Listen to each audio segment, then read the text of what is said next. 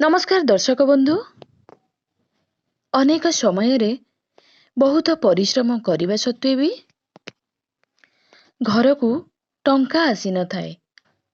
से भली परिस्थिति रे आपण एक छोट उपाय करिपरिबे। एही उपाय को करिबा द्वारा घरर सबु समस्या दूर होइजिवो एवं घरर सदस्यंकर भाग्य मध्य उदय हेबो। एही उपाय को करिबा द्वारा 11टी बड़ फायदा मिलिबो एवं घर को खुशी आसीजिवो। जदि आपण एही उपाय को संपूर्ण नियम अनुଯାयी करंती तेबे आपणको उपरे कौनसी तंत्र प्रक्रिया काम करिवो नाही एवं कौनसी प्रकारर शारीरिक किंबा मानसिक समस्या मध्य सृष्टि हेबो नाही। तेबे चलंतु से खास उपाय विषय रे जानि नेबा।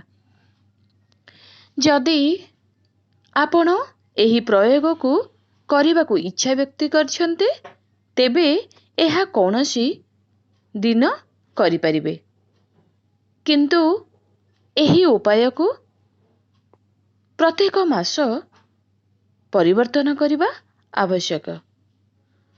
एही उपाय को करिबा पई माटीर एक छोट पात्र नियंतु किंबा माटीर छोट दीप मध्य नेई परिबे, किंतु एहा को किनिबा समय रे दिन एवं बार प्रति विशेष ध्यान देवार आवश्यकता रहिछि।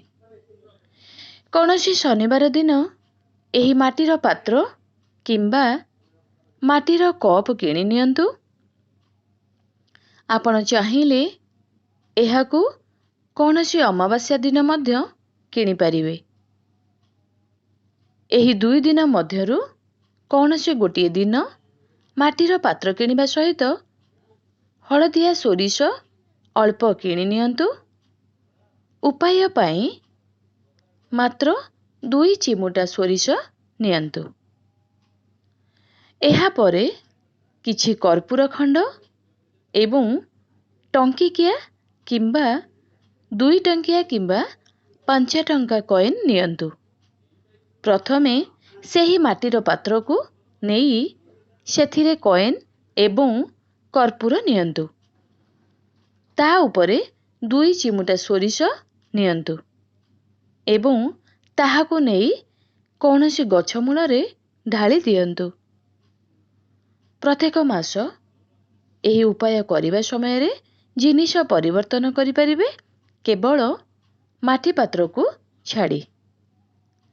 माटी पात्र रे सबु जिनिष को नेई प्रथमे पूजा स्थान रे रखि दियंतु। परे ताहाको नेई घरर होल किंबा बैठक रे रखि दियंतु। होलर पूर्व दिगरे ताहाको रखि दियंतु। ध्यान देबे जेमिति ताहा उपरे काहारी नजर न पड़े। 1 मास परे ताहाको बदलाई दियंतु। एही उपाय लगातार प्रत्येक मास कले देखिबे आपणकर सबु समस्या दूर होइजिवो।